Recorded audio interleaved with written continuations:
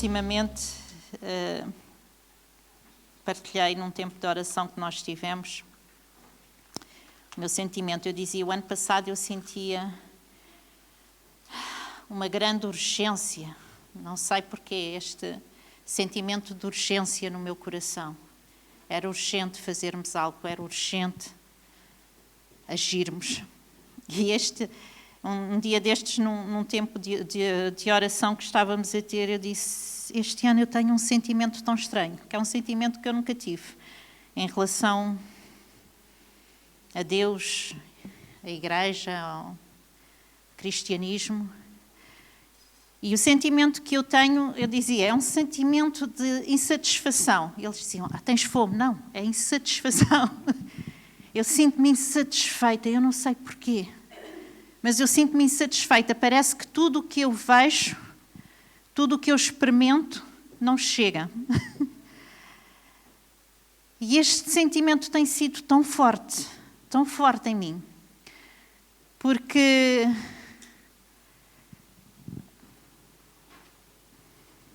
eu estou desejando, não é?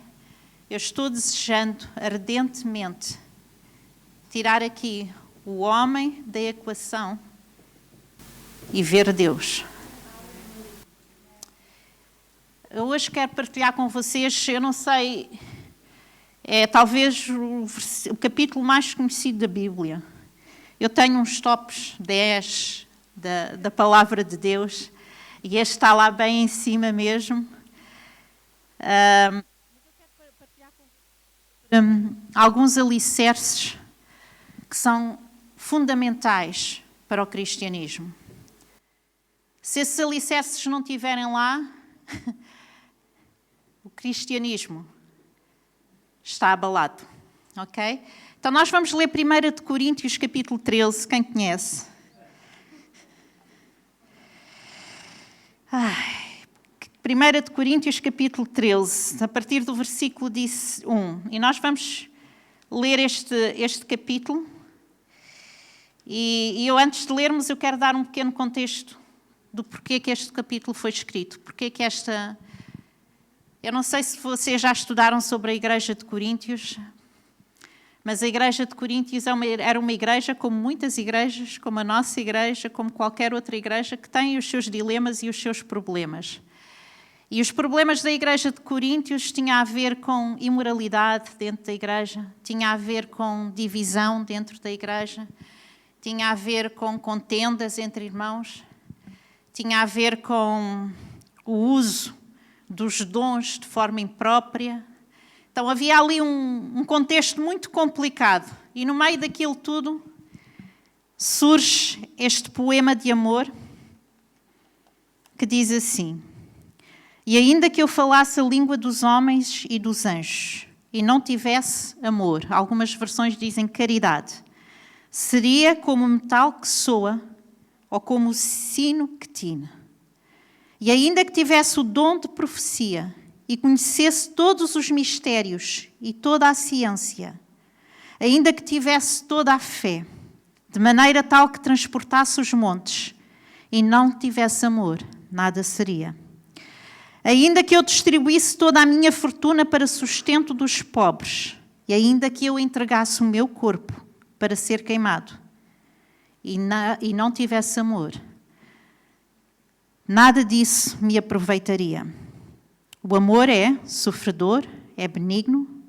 O amor não é invejoso. O amor não trata com leviandade, não se ensoberbece, não se porta com indecência, não busca os seus interesses, não se irrita, não suspeita o mal, não folga com a injustiça, mas folga com a verdade.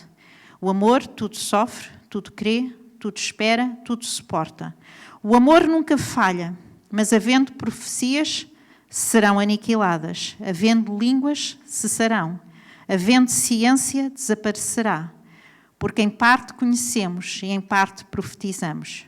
Mas quando vier aquele que é perfeito, então aquilo que é em parte será aniquilado. Quando eu era menino, falava como menino, sentia como menino, discorria como menino. Mas logo que cheguei a ser homem, acabei com as coisas do menino. Porque agora vemos por um espelho em enigma, mas então veremos face a face. Agora conheço em parte, mas então conhecerei como também sou conhecido. Agora, pois, permanecem a fé, a esperança, a caridade ou o amor. E destas três, a maior de todas é o amor. Ok? São três virtudes que são aqui mencionadas. Nós vamos voltar atrás a este capítulo, mas agora vamos nos focar nestas três virtudes que o apóstolo diz que é aquilo que deve de permanecer. E são estas três virtudes que eu acredito que são alicerces que se são minados na nossa vida, que se são abalados na nossa vida. Se a nossa fé é abalada, se a nossa esperança é abalada, se o nosso amor é abalado, o nosso cristianismo, quando voltarmos atrás, torna-se vão. Ok? Então, quando nós lemos isto, e estas três virtudes não aparecem juntas somente aqui. Há várias passagens na Bíblia que, quando nós lemos, nós encontramos, né, esta referência destas três virtudes que trabalham juntas, que andam de mãos dadas, ok? Então, podemos dizer que a fé, a esperança e o amor são alicerces para o nosso cristianismo. Se são alicerces para o nosso cristianismo, nós temos que aprender a edificar isso na nossa vida e nós temos que aprender a guardar isso na nossa vida. Ok? Paulo, quando escrevia aos Tessalonicenses, ele dizia que o sucesso da igreja de Tessalónica, ok, foi produzido pelo trabalho da fé que eles fizeram, ok? Que foi motivado pelo amor que eles tinham e que conseguiram perseverar por causa da esperança. Isto está em 1 Tessalonicenses 1:3. Eu resumi o versículo, ok? Mas o sucesso daquela igreja esteve baseado nestes três fundamentos: a fé, o amor e a esperança. O que é a fé? O que é a fé? O que é a fé, Davi? Acreditar naquilo que não se vê. Muito bem. Então, fé é crer mesmo quando nós não temos prova daquilo que acreditamos. Então, fé é acreditar sem provas. Ok? E quando nós falamos de esperança, não podemos desassociar de fé. Aliás, a definição de fé na Bíblia diz que a fé é o fundamento para a nossa esperança. Ok? Então, fé e esperança andam sempre de mãos dadas. Se nós queremos guardar a nossa esperança, nós temos que edificar a nossa fé. O que é a esperança? O que é a esperança? Implica confiança, porque implica perseverança, e na Bíblia a esperança vem sempre junto com perseverança. Portanto, perseverança, para nós perseverarmos, temos que confiar, não é? Mas uma definição mais simples de esperança é o desejo de ver algo acontecer. Eu espero que algo aconteça. De uma forma simples. Se eu estivesse a dizer a alguma criança, eu talvez te explicaria assim, não é? Então, o que é esperança? Esperança é eu desejar que algo aconteça. Então, o que é fé? Fé é eu ter a certeza que aquilo vai acontecer. Por isso elas estão sempre associadas e andam sempre de mãos dadas, não é? Porque nós não podemos ter uma sem a outra. Então, podemos dizer que a nossa fé é baseada numa certeza. Qual é a certeza na nossa vida? Estas virtudes, deixem-me-vos dizer uma coisa extremamente importante. Eu ultimamente tenho pensado muito acerca da vida de Jesus. E tenho pensado muito acerca do que é que motivava Jesus. O que é que fazia Jesus agir? O que é que estava no coração de Jesus? E tenho pensado em várias virtudes, vamos assim dizer, fruto do Espírito, podemos dizer, porque tudo isto faz parte do fruto do Espírito, da natureza divina, ok? E há uma coisa que nós temos que saber, a natureza divina, o fruto do Espírito, como fé, como esperança, como amor, como outros frutos que estão descritos em Gálatas, nós temos que olhar para eles com uma vertente espiritual, com olhos espirituais. Porque o amor de Deus não tem nada a ver com o amor humano. A fé que Deus fala é uma fé divina, não tem nada a ver com a fé humana. Nós podemos ter fé em nós mesmos. Podemos ter fé, né, nas nossas capacitações, na nossa habilidade. Podemos ter fé, né, nas finanças que estão na nossa conta bancária ou não. Podemos ter fé no homem. Portanto, a fé humana não tem nada a ver com a fé divina.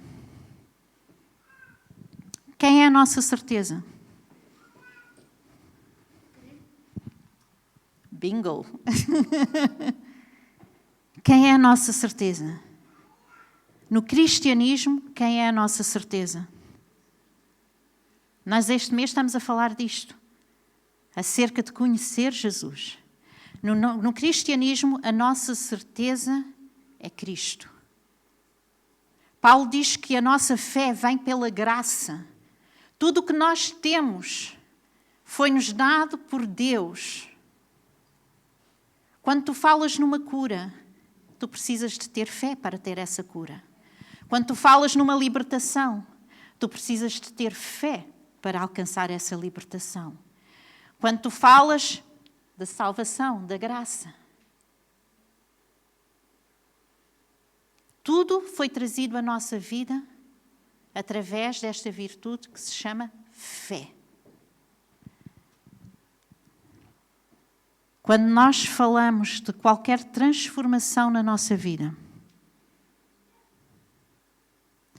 no plano divino, que nós não conseguimos alcançar pela nossa força, pelo nosso conhecimento e sabedoria, tudo o que nós podemos obter, que vem do céu, é alcançado pela fé. Tem que sempre haver no nosso coração esta certeza de que nós acreditamos que Deus pode fazer. E nós acreditamos que Deus pode fazer, porquê? Porque Jesus é a nossa certeza. Foi Ele que foi à cruz. Foi Ele que fez. Então, tudo aquilo que nós recebemos não é obra nossa. Aquilo que nós recebemos é simples uma ação nossa em acreditar que foi feito e nós podemos ter. E isto é fé. E nós temos que aprender a guardar e a edificar a nossa fé. Então, como é que eu guardo a minha fé? Como é que eu edifico a minha fé? E não vamos complicar. Eu acho que a gente às vezes complica tantas coisas. A Bíblia é tão simples. Eu acho que foi o meu filho. O meu filho teve a mostrar uns vídeos do TikTok. É TikTok que se diz, não é? TikTok. E ele estava-me a mostrar uns vídeos de um rapaz e eu achei aquilo uma graça. É um rapaz que acho que é muito famoso no TikTok. Então ele faz uns vídeos em que faz umas apresentações de coisas que as pessoas complicam. Coisas que nós fazemos simplesmente como sentar numa cadeira ou lavar louça ou qualquer coisa assim. E as pessoas inventam ali uma série de circunstâncias para fazer aquelas coisas. E depois ele, com graça, vai lá e mostra, ok, é só sentar, não é preciso mais nada. É só usar as tuas mãos para lavar, não precisas de acessórios extraordinários para lavar a louça, não é? Então ele mostra que as coisas são mais simples do que aquilo que as pessoas tentam aparentar que sejam.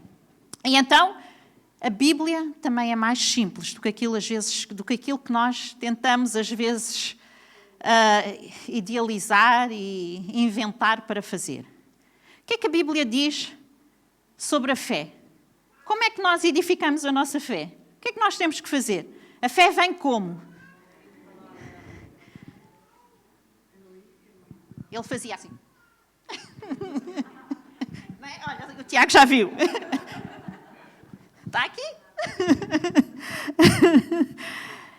Então, a palavra de Deus ensina que a fé vem pelo ouvir e ouvir pela palavra.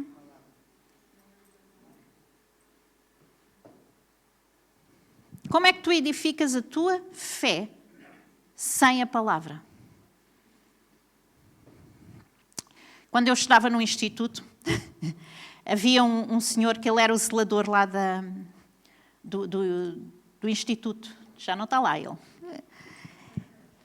E o irmão Almeida, nós gostávamos muito de ir à casa do irmão Almeida, e um dos motivos é porque nós comíamos no refeitório e nem sempre a comida do refeitório era do nosso agrado, mas quando nós chegávamos à porta do irmão Almeida, era sempre aquele cheirinho a comida caseira, era uma maravilha. Então muitas vezes nós introduzíamos lá na casa dele, mas havia uma coisa muito engraçada sobre este homem. Às vezes, e aconteceu comigo, não é? Um dia eu estava, e ele não fazia só comigo, fazia com todos os alunos, com todas as pessoas que lhe iam bater. Sempre nós tínhamos uma necessidade, íamos bater a casa do zelador, do irmão Almeida. E houve um dia que eu estava cheia de dores de cabeça.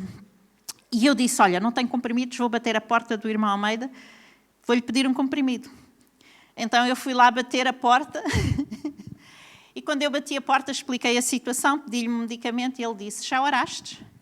E eu, não. Então vai orar. Depois, se não resultar, vens cá e eu dou-te o comprimido, mas primeiro vai orar. E nós não podemos edificar a nossa fé se nós não nos rodearmos da palavra de Deus.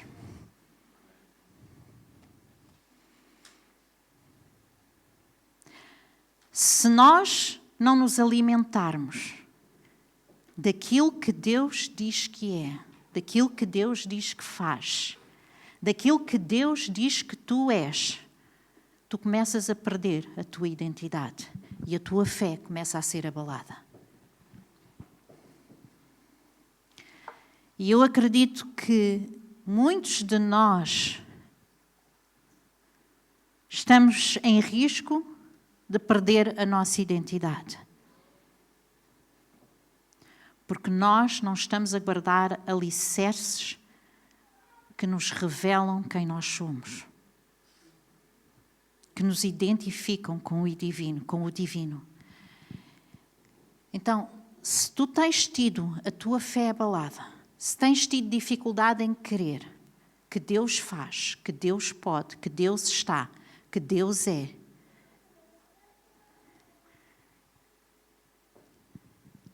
então tu precisas de edificar a tua fé. Esperança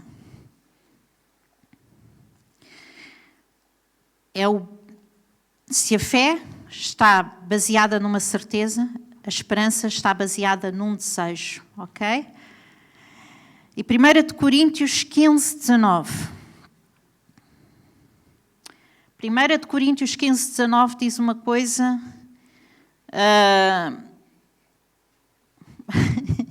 que nos pode abalar, porque é uma coisa tão distante, às vezes, na nossa mente. Diz assim, se a nossa esperança em Cristo se limita apenas a esta vida, somos os mais infelizes de todos os homens.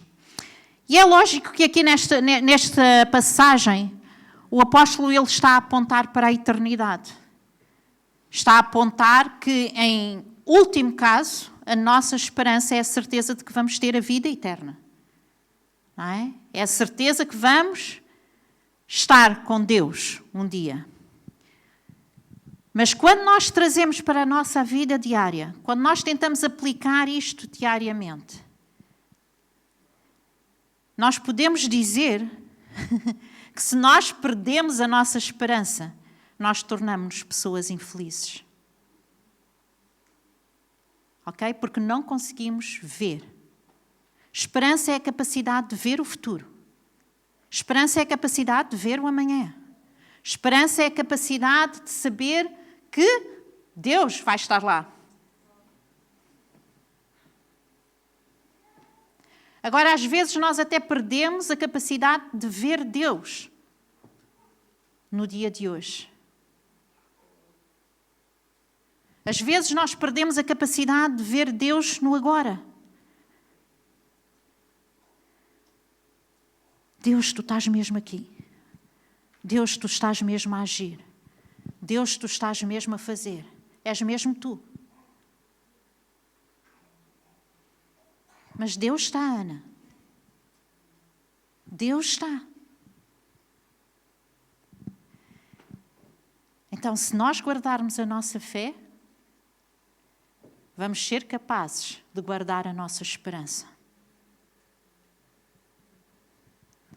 Se não houver esperança, tornamos-nos pessoas infelizes. Deus quer renovar a nossa alegria. E a nossa alegria é renovada com esperança no nosso coração. Ok? Porque mesmo numa circunstância adversa, mesmo numa situação contrária àquilo que nós vemos, ouvimos ou sentimos, Deus tem a capacidade de fazer brotar em nós esta virtude que nós conseguimos ver além disso. Que nós conseguimos ver Deus quando ninguém está a ver Deus. Que nós temos o discernimento para perceber que aquilo tem mais por trás daquilo que estamos a ver. Tem Deus. Nós conseguimos ter o discernimento para perceber o que é que Deus está a fazer no meio da minha adversidade. O que é que Deus está a fazer no meio do meu problema? O que é que Deus está a fazer no meio da minha dor? Agora, quando a esperança não está lá, nós conseguimos ver a dor, conseguimos ver o sofrimento, conseguimos ver a mágoa, conseguimos ver tudo aquilo que o diabo quer incutir na nossa vida e que não vem de Deus. Ok? Então vamos lá. Amor.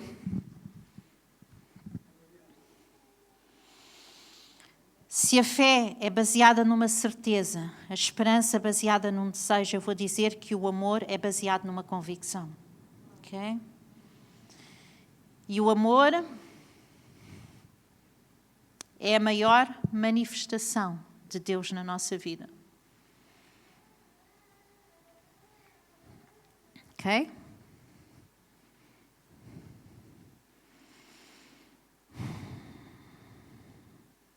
A palavra de Deus diz em várias, Lucas, se não me engano, e em Mateus, quando fala dos últimos tempos, diz que nos últimos tempos uma das coisas que vai ser roubada é o amor. Diz que o amor de muitos vai se esfriar. E eu tenho pensado que a igreja tem esfriado no seu amor. Eu tenho esfriado no meu amor. Eu tenho pensado que eu não consigo, nem tenho conseguido amar como Jesus ama. Eu não tenho conseguido trazer esta essência divina. Não é trazer, porque ela está lá, diz que o amor de Deus é derramado nos nossos corações. Romanos 5 diz isto. Mas eu não tenho conseguido, se calhar, deixar brotar, despertar. Eu tenho tapado, né, esta virtude dentro de mim. Precisamos destapar. Precisamos deixar brotar aquilo que é divino dentro de nós.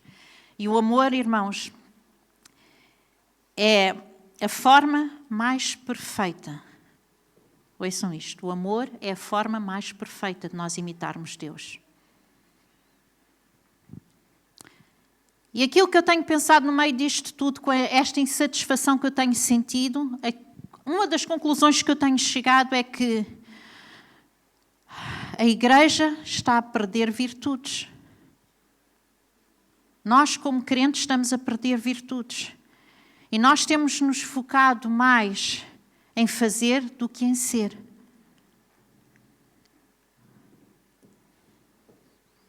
Nós focamos-nos mais em fazer do que em ser. Quando nós olhamos para a vida de Jesus, o que é que motivava o coração de Jesus? O que é que motivava Jesus?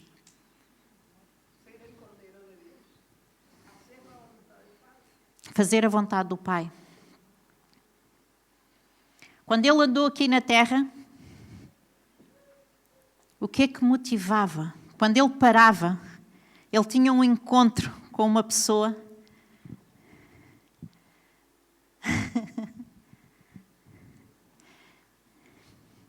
Jesus era motivado por amor. Ele não era motivado a fazer os milagres. Ele era motivado por compaixão, pelo amor das pessoas, por amor às pessoas, e porque ele amava, os milagres aconteciam. E a igreja está a inverter isto. Nós queremos ver os milagres sem fluir no amor. Aonde Jesus ia... Pensem um bocado comigo. Pensem nos milagres de cura que Jesus fez. Eu estava a pensar nisto e eu assim, realmente, sempre que é contada uma história de um milagre na Bíblia, não diz, Jesus, havia um paralítico, Jesus chegou lá e curou. Havia uma mulher que tinha um fluxo de sangue, Jesus chegou lá e curou. O que é que conta? Conta a história da pessoa. Não é? Havia uma mulher que há 12 anos sofria de uma enfermidade, gastou o dinheiro todo, não era curada, não podia estar no meio das pessoas. Porquê que os discípulos se deram ao trabalho de relatar a vida das pessoas?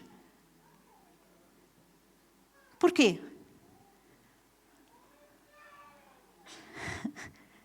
Para criar empatia.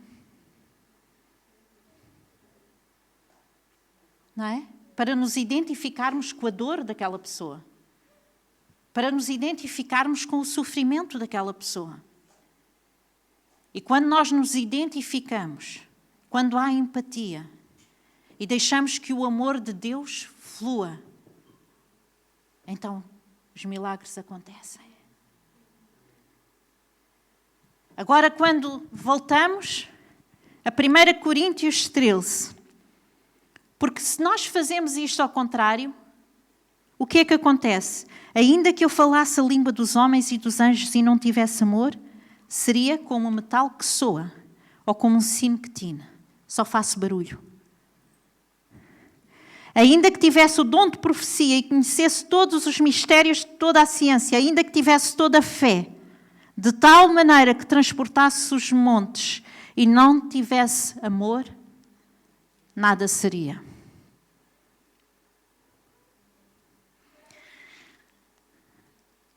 Manifestação de dons, poder de Deus, nós gostamos, queremos ver.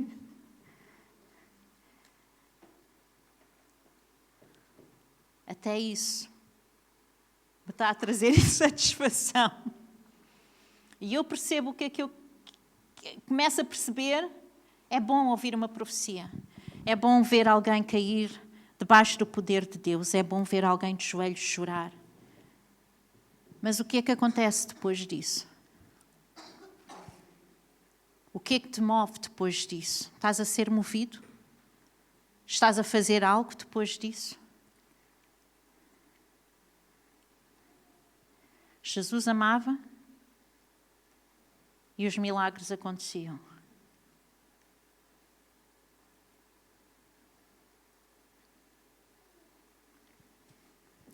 Queres valorizar o poder de Deus na tua vida, a manifestação de Deus, de tal forma que não se torne sino que tine, de tal forma que Deus diz, de nada vale, como aqueles que se chegaram diante de Jesus e disseram, Senhor, mas nós expulsamos demónios em teu nome. Mas nós fizemos isto em teu nome. O que é que Jesus disse? Eu não vos conheço. Afastem-se de mim. Continua e diz, ainda que distribuísse toda a minha fortuna para o sustento dos pobres, ainda que entregasse o meu corpo para ser queimado. Uau! Que sacrifício! Entregar a minha vida em nome de Deus.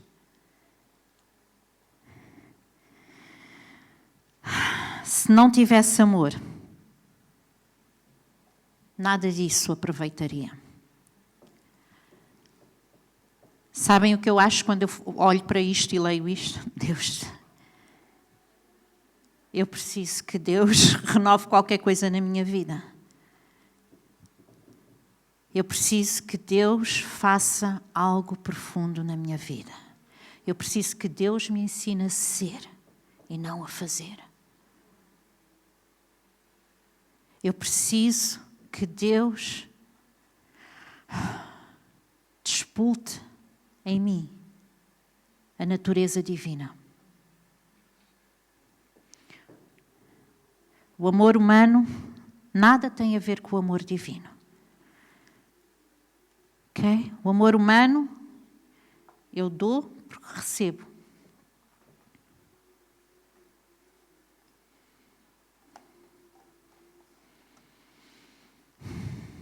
Jesus dá, sem pedir nada em troca.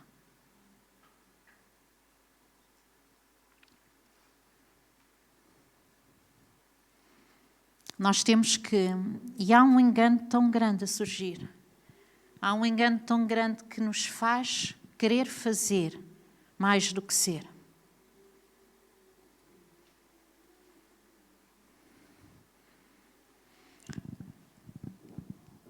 Nós precisamos nos aproximar da natureza de Deus, precisamos de começar a conhecer mais a Deus, precisamos de amar o que Deus ama, de sentir o que Deus sente.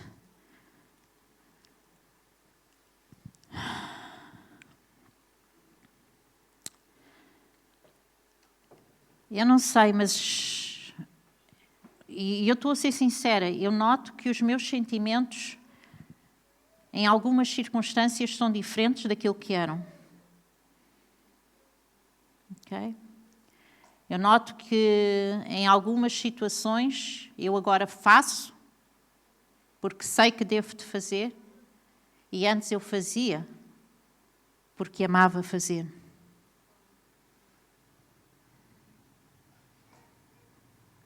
Ok?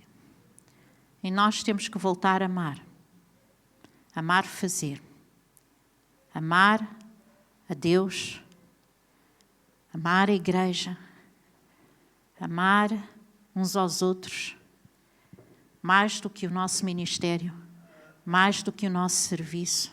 Sabem que o nosso ministério, o nosso serviço é para pessoas. É para pessoas. Não é para eu exercitar o meu dom.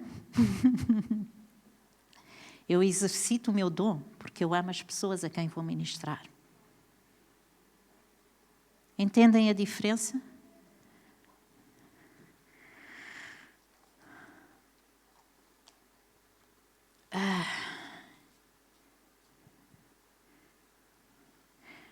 O livro do o Novo Testamento tem 27 livros. Destes 27 livros, deixem-me pensar, 4 descrevem a vida de Jesus na Terra, são os Evangelhos. É considerado um livro histórico, que é o livro de Atos. E o livro de Atos descreve a história do início da Igreja. Depois, temos um livro que eles chamam um livro escatológico, que é o último livro da Bíblia, que descreve eventos futuros. Apocalipse. Depois temos, se fizer as contas, sobram 6 epístolas que eles chamam epístolas gerais, e estas 6 epístolas dão diretrizes, indicações, formas de viver, de uma forma geral, em qualquer circunstância, na sociedade, como nos comportarmos uns com os outros, como sermos um bom exemplo. E depois há 13 livros dos 27 que são escritos à Igreja, que são escritos aos líderes da Igreja. Este é o amor de Deus pela Igreja. E destes podemos agarrar em Atos, que descreve todo o início da Igreja. Podemos agarrar em Apocalipse, que descreve o fim da Igreja e descreve a nossa vivência individual também, como testemunhas de Cristo, mas também traz exortação às igrejas. Então vamos dizer que 13, 14, 15 livros entre os 27 trazem diretrizes diretas sobre a Igreja. Este é o amor de Deus pela Igreja. Quem é a Igreja? Somos nós. Como está o nosso amor pela Igreja?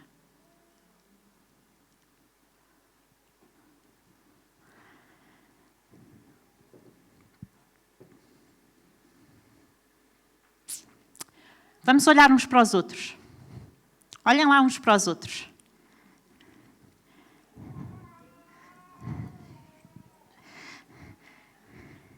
Eu não vou pôr a minha mão no fogo.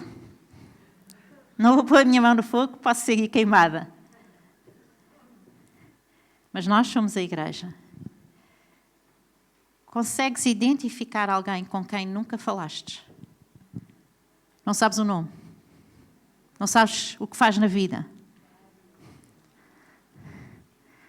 Não sabes se é casado, se é solteiro, se tem filhos?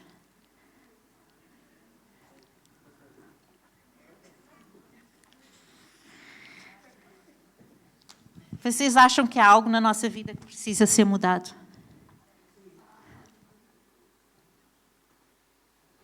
Eu preciso de ser mudada.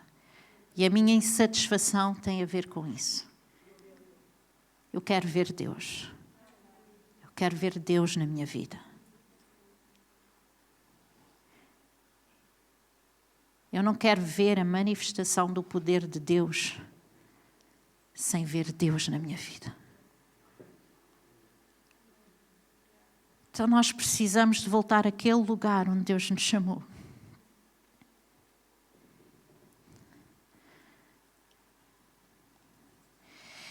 Quando nós cantamos Jesus é a essência, nós precisamos de voltar à essência. Nós precisamos deixar Deus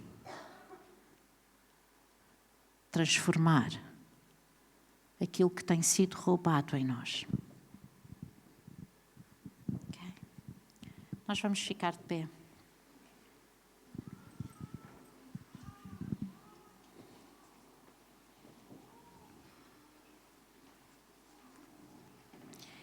Eu não sei como é que nós fazemos isto, eu acho que isto é um processo.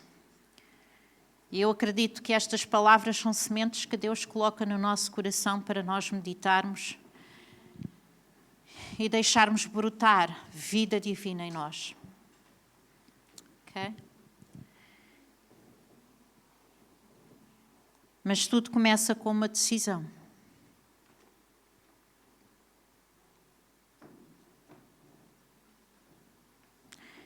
E eu acredito que Deus começa a operar no momento em que eu digo, sim, Deus, eu preciso que algo novo aconteça.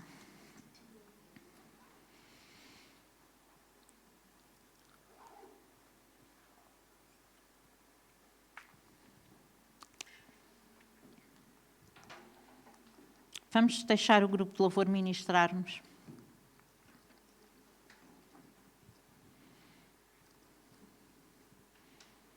E vamos colocar o nosso foco em Deus, nossa atenção em Deus. Vamos analisar a nossa vida, vamos pensar um pouco. Eu não sei se eu sou a única que estou com este sentimento de insatisfação. Há mais alguém? Yeah. Acredito que Deus está a falar connosco alguma coisa, não é? Acredito que é um novo tempo para nós, como indivíduos, como cristãos. É um novo tempo para a Igreja. É um tempo de nós voltarmos à presença de Jesus e querermos ser mais como Ele.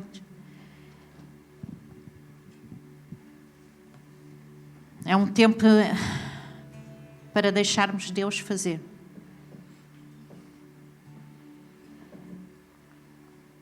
É um tempo para deixarmos Deus ser através de nós. Porque nós somos muito imperfeitos. Nós falhamos tanto. E nós olhamos tanto para as falhas uns dos outros. E só o amor de Deus em nós nos capacita para olhar uns aos outros e ver Deus. E nós temos perdido a capacidade de ver Deus uns nos outros.